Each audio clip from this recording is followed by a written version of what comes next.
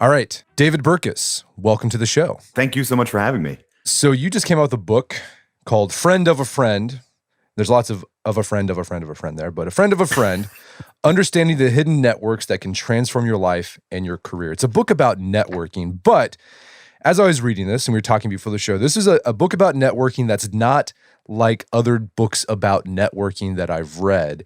Start off, like, how do you think, what's the common approach that people take towards networking whenever they put out a blog or a book on the topic? What's the typical approach? So, I mean, fundamentally, I think a lot of people they'll take networking and they'll define it really as trying to meet strangers, trying to meet new people, trying to run up the count on their LinkedIn connections or their Facebook friends or et cetera. And I think most of us think of, that weird, awkward, unstructured room. Maybe it's a cocktail party. Maybe it's a sort of mixer hour before a conference or whatever. And then, like you said, they end up kind of feeling, okay, this is icky and weird because we take a lot of people's advice on how to work that room. And then it's their advice and it might work for them. And then we try and apply it to us. And then we feel inauthentic and sleazy and weird. Well, like, no wonder you're trying to be someone else in that moment. I mean, fundamentally, like, advice is great, especially if you can get it from a lot of different people. But if you just read a blog post and then you're trying to take those insights and turn them into the perfect elevator pitch, you're going to feel like someone else because you're literally being someone else in that moment. Yeah, I mean, I've found in my experience that stuff, like the typical networking stuff, mixers, cocktail hours, press and flesh, right? Like, it's not very effective either. Yeah, no, I mean, it's not all that effective. I mean, maybe one person out of 100 is going to be useful if we're defining useful as that sort of immediate way that I can help them or they can help me type of thing. Instead of just thinking like, oh, this is a new person and I'm a good human being. And so now I have this connection and over time, I'm going to continue to increase that connection and it might work out. But that's fundamentally, I think a lot of people leave that room after doing that. I love that term, pressing flesh, right? Shaking hands, kissing babies, whatever you want to call it. They leave that room, and because they didn't find that 1 in 100, they think the whole thing, was a waste of time. And truthfully, the whole thing probably was, because there's a lot of research that shows that people, if you actually go to a networking event or any sort of unstructured time, a meetup or anything like that, you spend way more time talking to people you already know than meeting new people anyway. So not only are you not applying all of that advice for how to, wow and dazzle new people that you've just met, you're also not spending a lot of time. And it's not you, it's the unstructured nature of the event in general. All right, so how is your approach that you took with Friend of a Friend towards network? And we're talking broadly speaking, because we'll get into the details. How is that different from the typical approach of networking? Yeah, so my big idea is that we need to sort of redefine it. It's not about meeting new people. To me, it's not that you can grow a network. You don't even have a network. You exist inside of one already. All of us exist inside of a network, whether it be our community, our industry, et cetera. And so if that's true, then maybe the right approach is to figure out how networks work. And so for the last 2 years, I've been reading kind of basically every major study in the world of network science. It's about a 60-year-old scientific discipline, and trying to find the things that are sort of universally true about all networks, because those are the things that are most likely going to be true for you in your situation. And I think people more so than needing to learn the perfect way to introduce themselves, et cetera, need to understand the science behind the network they're already in, and then they can act accordingly in a way that feels authentic to them. Gotcha. Okay, I like that idea. Recognize the network you already have. You don't have to go out and reinvent the wheel because you already have the wheel. It's exactly right. In fact, at one point in the book, we even say that if you don't like going to those events, you don't like meeting totally new people, et cetera, you can actually you can respond. I don't want to use the term build your network because I just said you shouldn't use it, but you can actually sort of grow your connections and nurture connections and meet new people all through existing contacts and through working your way through the network you have. You don't actually ever have to go to one of those events ever again, and you can still have a thriving network that you're able to help and is able to help you. I like that. So let's talk about recognizing the network that we already have. So a chapter you talk about weak ties. What are weak ties, and why are they more powerful than strong ties? So I guess you have to define, what is a weak tie, what is a strong tie, and why are weak ties better? Yeah. So if we think about a network as that sort of three-dimensional object, right? Circles and lines connecting other circles. If you're listening to this and you're like, I have no idea what he's talking about, run a Google image search real quick for the word network. You'll see a bunch of clip art. It's exactly what we're talking about, right? So we think about that. They often use space, how close to another person you are, as a marker for how strong the relationship is, right? And so strong ties would be those people that are very close to you in the network. They're your close friends. They're your social structure. They're usually a lot of your family members, et cetera. And they're really important for what the sociologist Ronald Burke calls bonding capital, a form of social capital that's really about support and about having people that you can rely on and who can help you. But in terms of new information, whether it be new job leads, new perspectives, kind of a new alternative approach to something, just anywhere, or new introductions to new people, any of those situations, those close contacts are actually fairly redundant, right? We keep people close to us who think like us, who are all interconnected with people around us. And so it's the people further out, weak ties in particular, that become the sources of new information, new introductions to people that are dissimilar from us, people that we might not have ever met in any other capacity. Those all come through your weak ties. And in particular, there's a very specific type of weak tie called a dormant tie, which is essentially a strong tie that grew weak over time because, you didn't talk to each other for a while. Maybe you went to college together and now you don't talk as much, or somebody changed jobs, et cetera.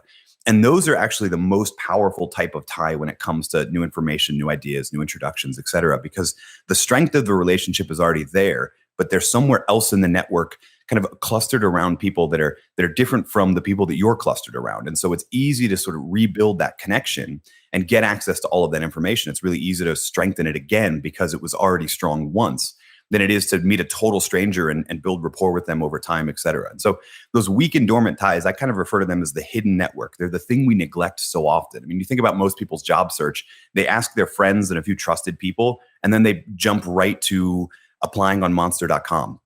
Instead of thinking about these weak and dormant ties that are shown to be, in study after study, the most potent sources of all sorts of new information and new introductions. Yeah, I love that insight because I've read about, we've even published things about weak ties, and when people write about that, their typical approach is, okay, you need weak ties, so go to networking events so you can establish more weak ties. They never say, no, you already have weak ties, go there and mine those and see where those lead. Right. No, that's exactly right. I mean, if you've been alive for more than like 4 years, you already have weak ties. Like, just the nature of being a human means you have different relationship strengths, and there are people that you've lost touch with that you need to reconnect with. What I think is really funny is, in a social media world, the number one complaint, I guess privacy is now the number one complaint, but before that, the number one complaint about sites like Facebook, et cetera, was, oh, my newsfeed is inundated with people I don't really care all that much about. Those are literally your weak ties telling you what's going on in your life. You can use that information to go reconnect with them over whatever they're announcing, right? So there's an incredibly, I mean, you've got to rein it in so it's not dominating your time, but there's an incredibly valuable way now to keep in touch with your weak ties that's never existed before in human history. So, I mean, what's your approach to managing those dormant weak ties? Do you have like a system in place that you use to keep those alive? Yeah, so there's a couple systems that almost function like personal customer relationship management or CRM systems. I actually do use one called Contactually, but the truth is, its main feature is that it'll ping you if it's noticed that it's been so long between conversations with a weak tie. And normally I never end up getting pinged because I do exactly what I was hinting at earlier. So about 2 years ago, when I was doing the research for this book and starting it, I decided to practice what I was about to preach. And I refollowed everybody in my social networks on LinkedIn and Twitter, et cetera. And I started making a point at least once a week to find someone who was announcing something. Like, say they were saying, oh, I just got a new job and I'm moving to Chicago. I'd use that information to reach back out to that weak tie. And the key was, I wouldn't just click like or say congratulations and do the things that get drown out in the sea of comments. I would send a more personal message. So whether that be a text message, a phone call, an email, whatever's right for that person and whatever I have access to. And I would say something like, hey, congratulations. That's so awesome. Congrats on moving to Chicago. Then I'd usually try and provide value in some way. So in the case of Chicago, I'm thinking like, you probably need to know that you can skip all the other deep dish places. Gino's East is the best. And then use that as an opportunity to invite them into a further conversation. We should catch up sometime soon, or I might say, what else is new with you, et cetera, or might write a little blurb about what's new in my life. It depends on the person. But really, it's the matter of seeing that information that's broadcasted online. It's public. You're not stalking them. You're not being weird. They posted it. But then taking that conversation to a more personal medium and using that and making that a habit, you end up kind of doing it with all of your weak ties regularly. And that's the other key where a lot of advice books go wrong, is they'll say you need weak ties. So they'll say go to networking events and make new weak ties, Or they'll just say, so when you're looking for a job, hit weak ties. It's kind of too late at that point. They can kind of smell your desperation on you and know that you don't actually care about them, et cetera. It's much better to make it a habit to be regularly checking back in with these people. Gotcha. So another feature of networks that we already exist in that can be, exploited that's not the right word because that sounds mercenary. Leveraged is a word. So I use this analogy that there's a term in network science called social capital, that there's value to the network and then there's value being a part of the network. And I think if it's capital, it's like an investment. You are pouring into the network, and yeah, it's okay to make withdrawals from it every once in a while as long as you don't overextend your account and go into the negative. Right. Okay. So yeah, the example, one area in our networks are these structural holes that exist in our networks. What are those, and how can those structural holes be a way to, make our network more effective or efficient? Yeah, so this is a fascinating insight from the world of network science for me, because I think a lot of us, when we think about networking, we think about, I need to get to know everybody in my company, or I need to get to know everybody in my industry. And we think of like the quintessential networker as the one that's in the center of that cluster for that company or that industry or trade association or whatever. But the truth is, so the clusters are important for a couple different reasons, but comes a point where as you get to know new people, like we were talking about earlier, the new people become redundant. And in fact, the most valuable people to a network are the people that serve that cluster of people that they're in by connecting them to a new one. So the term we use for the space between two different groups of people or two different clusters in the network is a structural hole. I like to think of it as sort of like, if you think of networks almost like a gravitational pull, that empty space between Earth and Mars, right? That's a structural hole in the space-time continuum, or something I really don't understand because I didn't study physics. And it works the same way. It's the people that build a bridge between these two clusters that allow for information to flow between them that end up creating the most value. So, for folks that are having trouble with this, in the book, we talk about Jane McGonigal, who is an amazing woman that connected the video game design community and the mental health and medical profession in order to create a sort of gamified way to do recovery from things like head trauma, depression, and all sorts of other sort of mental illnesses that never would have happened had she not connected these two communities. And you can do that within your, say your company, like if you're in sales, like you reach out to the people in engineering or product development. Yeah, no, exactly right. So this is huge inside of it. In fact, when I was writing this book, I almost wanted to talk about this, but I decided it was a little weird, and I didn't want to ask his permission even. But I remember having this exact conversation with a brother of mine a couple years ago, because he was talking about, I want to get to work more in finance, but this is still a job in the marketing department. I'm just running the budgets. I'm like, that's perfect. You're the only person on the marketing side that's going to be talking to the finance side. You're going to be a tremendously valuable linchpin between these two communities. And here's the issue, though, that whenever you try to mix different clusters or silos, is that one cluster thinks one way, the other cluster thinks another way. And so if you're trying to bridge the two, they're both going to be sort of suspicious. Like, who's this guy from X department? I don't know. He's not like us. Like, how do you be a connector and you allow these two groups to be receptive to new ideas, right? Yeah, so this is where it gets a little tricky, right? This is not a rookie networker move. Like, this isn't the kind of thing you can do right out of college, right? Because you don't want to be on that person on the edge of the cluster screaming, I really think we should talk to this department over here. You're like you said, you're just kind of going to look like that crazy person, or you're going to get hate from both sides. The trick is to know when you're embedded enough inside of one cluster that you have strength of relationship to where people will trust you and listen to you as you now begin to do that crazy thing.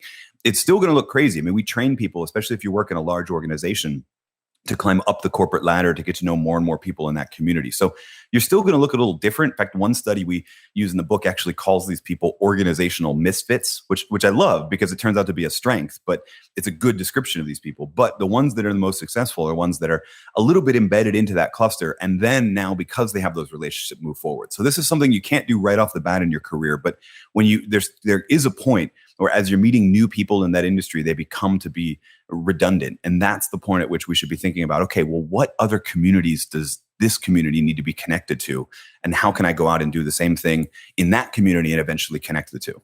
Yeah, I love the example you gave of when Stanley McChrystal, the general, kind of took charge of things over there in the Middle East, and he wanted all these different disparate agencies and military units to start working together. And so they actually had like Army Rangers get embedded with Navy SEALs, Navy SEALs get embedded with Army Rangers. And he said, yeah, at first there was a little friction, but after a while, things started jiving and they're all on the same page and they're all working towards the same goal, and things became much more effective and efficient. Yeah, that's exactly right. In fact, one of the things I think is interesting is the roles, to some extent, already existed. There were these things called liaison officers, but they were almost considered to be sort of like punishment, like you're getting kicked out of your unit, and that's why you're the liaison officer. And so what he basically did to signal that this is actually an honor and that we need these people is he took like the cream of the crop, the top officers in certain squads, and said, no, you're going to be the liaison officer. It's not the guy that's about to retire. It's not the one who got in trouble.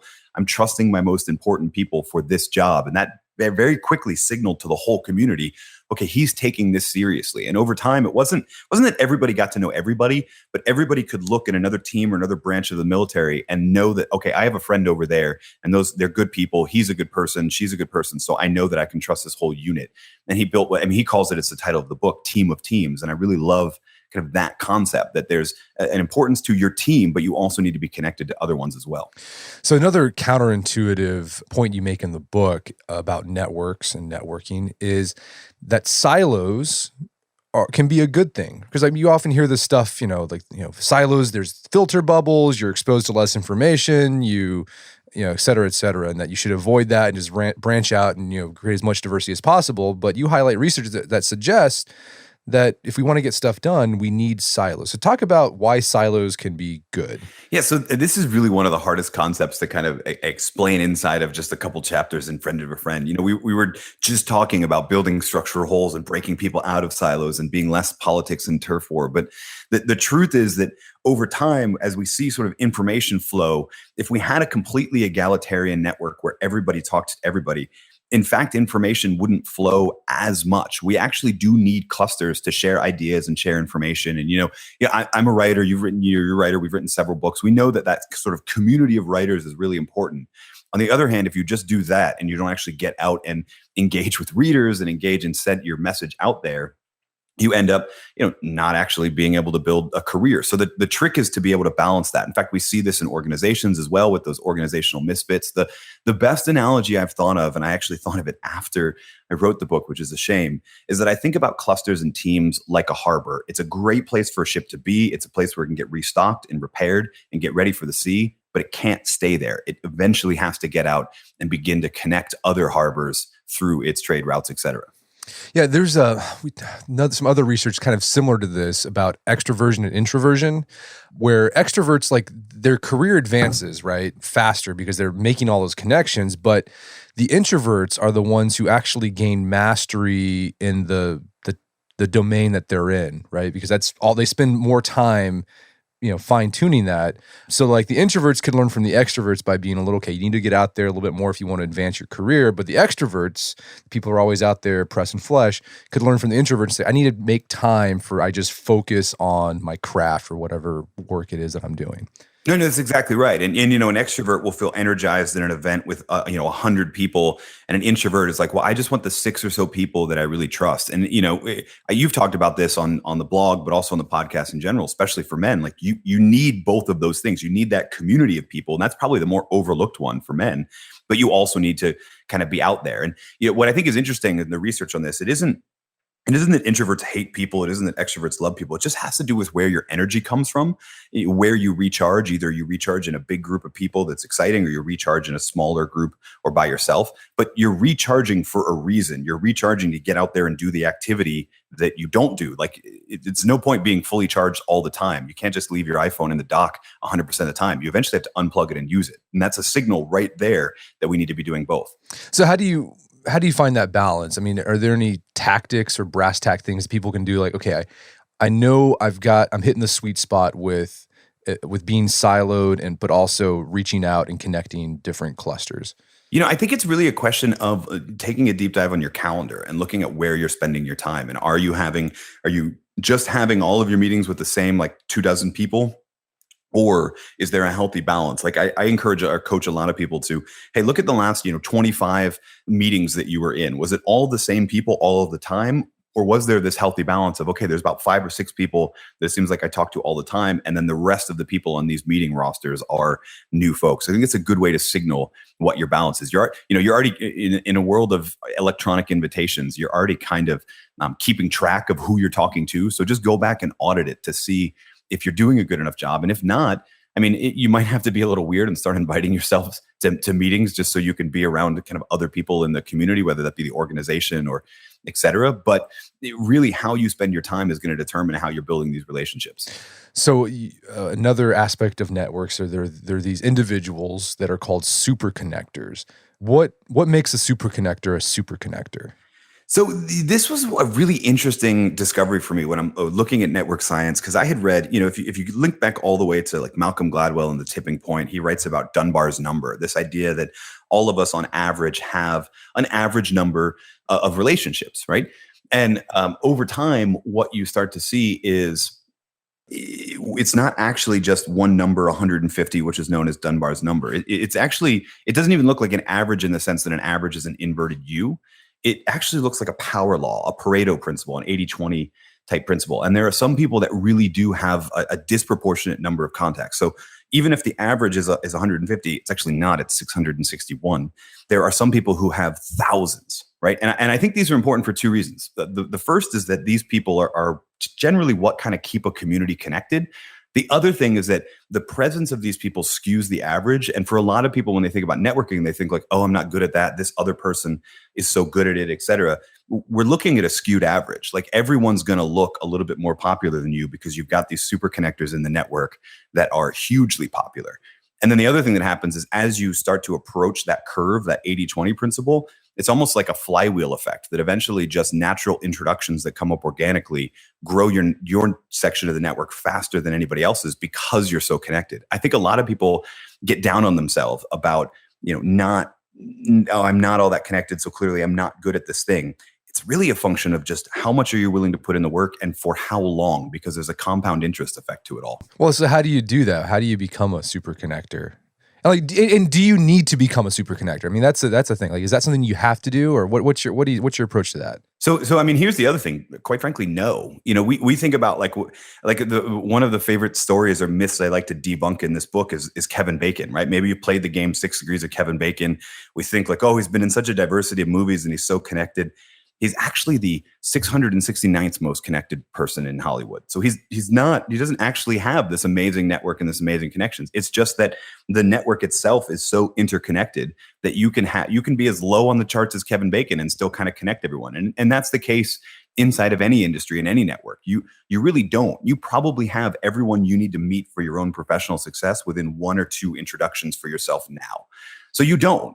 On the other hand, like if you do, then one of the first things that you can do is start to be really, really generous with your introductions. So in the book, we talk about my friend, another awesome podcaster, Jordan Harbinger, who is a super connector, who has been over the 10 years of running his show. But one of the things that he does is he makes a habit whenever he's talking to someone, he's not just thinking about what he's going to say next. And he's not thinking like, okay, I need to be active listening. He's actually thinking, who do I currently have in my network that I could introduce this person that would help me? It's probably not me that can help them. The odds that I can provide value for everyone is really slim. But if I can introduce you to someone who does, then I'm signaling that I'm generous. I'm taking care of the network as a whole. And over time, it will take care of me and I'll grow to become that super connector type person.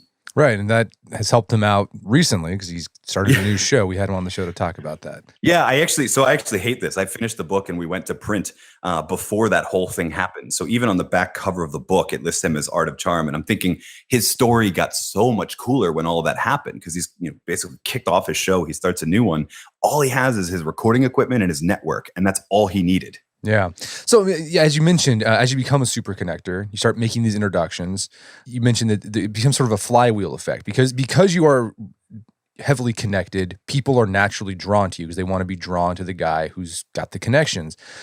So it's sort of like the Matthew effect, right? To much is given, much will be added on to. I think Gladwell talks about that. But that can become a problem because you'll have more and more people asking for your time and attention. So as you become more connected, how do you managing your network? Yeah, so this is one of the things that I wanted to solve right off the bat, and I call it in my mind. I call it the Jason Gaynard problem. Jason is an incredible connector. He runs an event for entrepreneurs. He's very well connected now, and he will say this thing where he says the key to a good network is subtraction, not addition. And you're like, well, that's easy for you to say. You already know everybody, right? So I wanted to figure that out. Like, how can he say that, but then other people are like, well, I can't subtract. If I subtracted, it'd be me and like my wife. That's it. And so I started looking into all of the science of this, and there really is a principle. It's like a Matthew effect. The fancy $12 word in network science is preferential attachment, but it basically says exactly that. If you're one of the more connected people in a network, any new person to enter that industry, that sector, that network, the likelihood that they'll get introduced to you is really, really high. So you start kind of like a gravitational pull thing. You start eventually accumulating more and more mass, and now you draw more and more to you. And that becomes a problem because eventually you only have enough time. I was talking to someone yesterday who's a writer and a speaker, et cetera. And he's like, I get 1,000 manuscripts a month from people that are begging me to read their potential book idea, et cetera. And I just can't handle it. And one of the things that Jason does that I think is really smart is he now basically connects almost exclusively through community. He'll do individual dinners most of the time, but if he's in a city and he has a lot of people he needs to connect with, he makes a point to plan a lunch or a dinner or something that'll draw about 12 people at a time together. It's a time management strategy, but then his other strategy is he's very intentional about how often do I need to check in with certain people. He's managing a network in the thousands, if not the tens of thousands. And so he has to be intentional about what the right frequency of interacting with every single person is. And, I think this is actually a really interesting point. We get to the point where we feel like, we know we need to be intentional with our spouse and our close friends, et cetera, but we want everything else to be organic. We would just want to run into them naturally. We end up neglecting a lot of people. You can't just plan on spontaneity and organic relationship with someone close to you because they would feel offended. Well, everyone's kind of that way. You've got to be intentional with everyone. But it's okay to say I am intentionally only interacting with them every 6 months or a year or so because that's where our relationship is. Gotcha. So another thing that came out of the network research is that diversity is good. So we've talked about clusters, that we need clusters or silos because that allows us to get stuff done. But we need people to connect those silos, and you can fill those holes, and you can provide value to the network by doing that. But even within those clusters themselves, even within those silos, like it's good to have diversity. So what does the research say about that? So this is a really interesting thing that I found. So we all know, the way that I say it is it's 2018. If you don't already know that you need a diversity of opinions, you need, ethnic, racial, gender, ideological diversity in your life to give you more information and be able to make better decisions and just to be a good human being. If you don't already know that, I can't help you. The challenge is that most people know that. And yet we still kind of are clustered in around a lot of people that are self-similar to us. And it's not actually necessarily our fault. So we explore this idea of homophily, which is a fancy, another $12 word for love of same.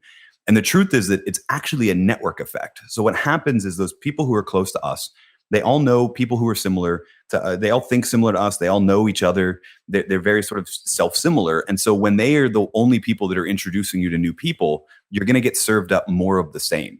And you can actually think that, I'm meeting lots of new people, so I'm going to get a more diverse network. And in reality, you're just getting more of the same. And, history is full of people who thought they had accurate information to make a decision and then made the decision and turned out they didn't see something because they didn't have the right network. I mean, we can go back to the Cuban Missile Crisis and the Bay of Pigs fiasco and all sorts of stuff to think about examples of people making bad decisions because they had limited information from too many self-similar people.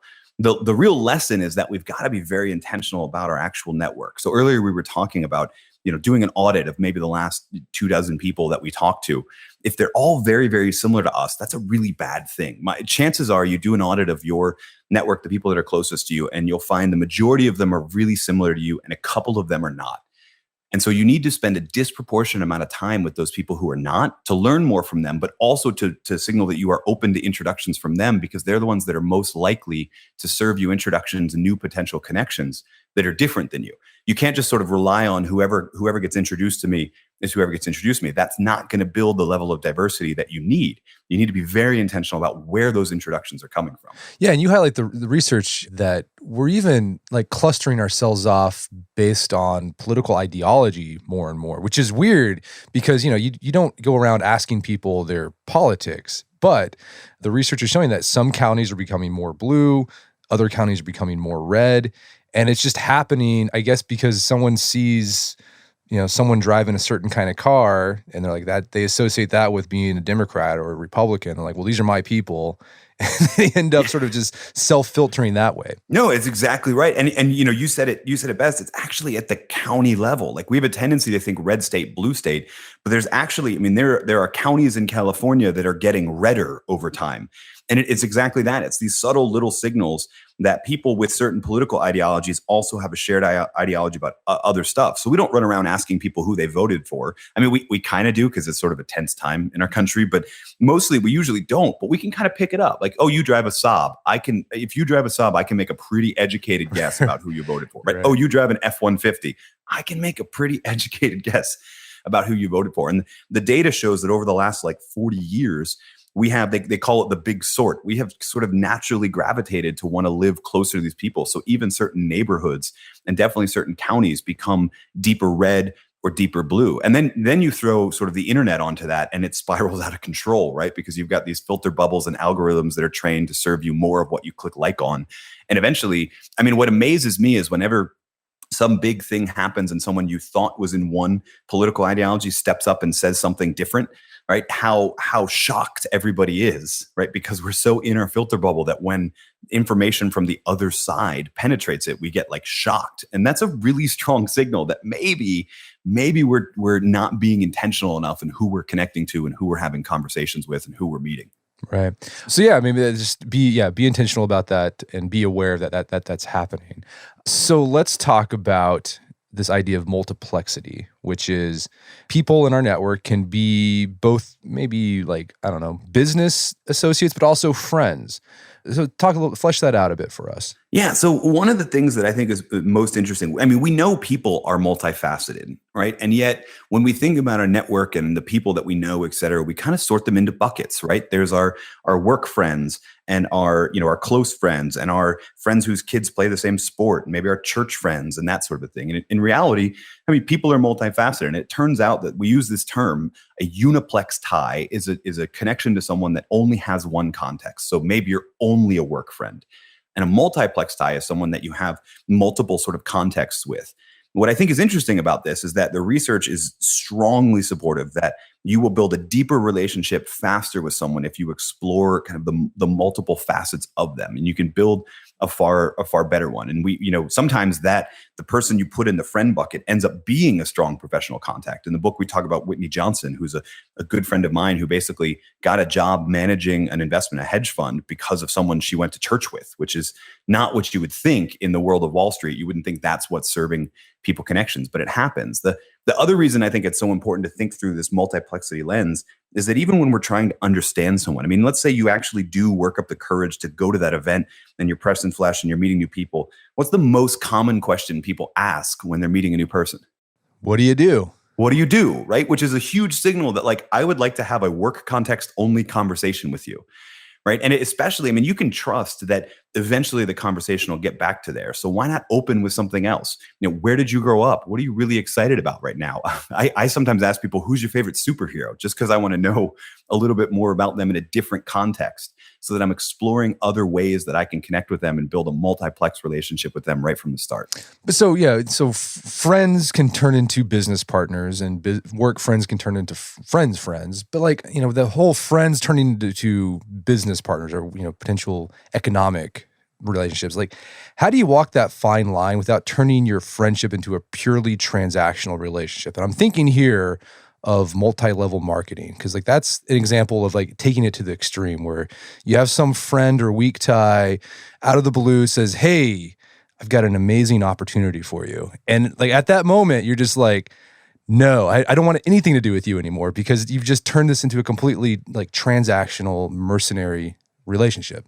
Yeah, I agree with you. So in my experience is it's easier to turn a work friend into a real friend than a real friend into a work friend, even though the other way going around tends to happen more often. I think it really takes a sensitivity to the other person. Not everyone wants to get to know their work friends on a personal level, and not everybody wants to be a business partner with their friends, right? So I don't think you jump right to that idea of let's go into business together. I've got this amazing opportunity I want to recruit you for. I think you start to just sort of feel people out. And really the best way to do it is with signaling your own openness to the conversation.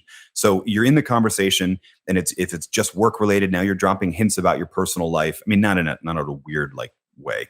Or you're talking with a friend and you talk a little bit more about what you do in that opportunity, and you kind of gauge, are they excited and receptive to this idea and willing to disclose other information? I mean, trust is, and this is something we don't look at in the book, but something I've looked at in prior articles I've written. Trust is actually something that's reciprocal, and multiplex trust is the same way. You get it because of a back and forth of disclosures and willingness to be vulnerable. So I think you don't start by pushing anything on someone. You start by being vulnerable and willing to disclose what you're up to, and then the people that respond to that, you can go a little bit deeper with. Gotcha. I like how you said don't be weird about it. I think that should be like the guiding principle of network. It's just like, don't be weird. Like if you'd follow that, you're good. Here's what I think is so interesting. So I distill 60 years of network science research, and I can boil it all down into be a good human. Right.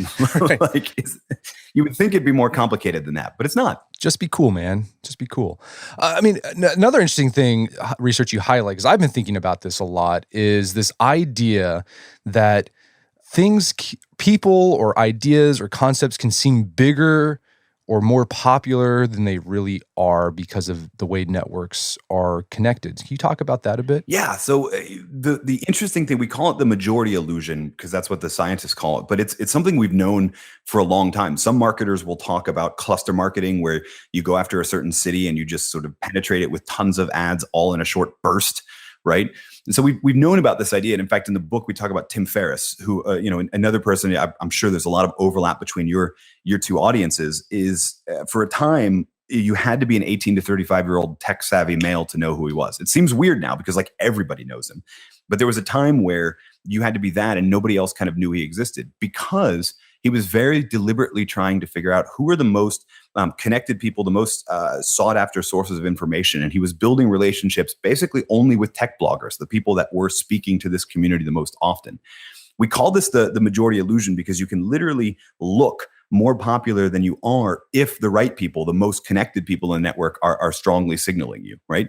And this is something, it's not something everybody can do, but as you're building those relationships and you know that I want to go after and raise awareness on a certain issue. So this isn't just like a self-promotional thing. You could do this for a charity issue as well. I want to raise awareness on this. I can't just go mass audience all at once. Tell who is my demographic, who specifically am I going after, and then who are the most connected people in that industry that can make me look everywhere because those couple of people are talking about it. Humans are herd creatures. We're tribal creatures. We look to the left and to the right to get a gauge on how popular something is. And we look more often to the people that are those super connectors. So if you start to look active and popular with them, you look more popular than you really are. Yeah, I call it the don't believe the hype principle. Oh, no, totally. I mean, there's another huge lesson in that, right? Which is that, great, this small community of people is super excited about you. On the other hand, most people in the world still don't know you exist, right? So don't believe the hype. Don't believe that. Yeah, I mean, my benchmarker of whether you're the mainstream and everyone knows about you is if my parents, like my 60 to they're almost 70 now, 70-year-old parents like know that you exist. If that's the case, then like you've hit the mainstream, but like my parents still don't know who Tim Ferriss is. Yeah, no, very true. And I mean, to a lesser extent, you and I are actually both examples of this. So we live in the exact same city, but both of our target audiences are not that well represented in the city. So very few people even know we're here, right? But then there's the actual audience of people. And then in that community, everybody knows about your work. In the exact community you're talking about, Art of Manliness is one of the few podcasts that comes up consistently when I talk to people about this specific ideas, this specific sort of man audience, et cetera. But then, you can walk around the street, and we walk around basically the same areas, with our kids and stuff, and nobody knows who we are. And it's kind of great because it's a reminder, don't believe the hype. Don't believe you're not as, that's a good reminder. Like never think your poop smell. What's the great phrase? Oh, no, totally. Yeah. I mean, I literally had that. When my first book came out, I got this amazing invitation to be on CBS This Morning. And so I did this interview, and then I flew immediately after the interview. I flew home. I arrived home. I went to go pick my son, who was like 18 months old at the time. I went to go pick him up from his grandparents where he was staying because it was such a last minute thing. We had to scramble for childcare. And he goes, "Daddy, I saw you on TV and I pooped." And so it was immediately like, "Hey, welcome back. Change my diaper. You're not as cool as you think you are." No one cares. All right. Don't believe the hype. Well, David, this has been a great conversation. Where can people go to learn more about the book and your work? So the best place is probably davidburkus.com. Burkus is really, actually, let me correct that. The best place is probably the show notes for this episode, because you actually run really awesome show notes. I know you're going to link it all. And if you're listening, you should go there. Brett wants you to go there. So go there first. But I'm sure you'll link to davidburkus.com. And from there, you can check out the book, find out a bunch of other resources around this idea, a bunch of other activities and exercises around networking to try. So it's all there. David Burkus, thank you for your time. It's been a pleasure. Thank you. Thank you so much for having me. My guest today was David Burkus. He's the author of the book, Friend of a Friend, Understanding the Hidden Networks That Can Transform Your Life and Your Career. You can find that on Amazon.com and bookstores everywhere. You can also find out more information about his work at davidburkus.com. Also, check out our show notes at aom.is/friend of a friend, where you can find links to resources where you delve deeper into this topic.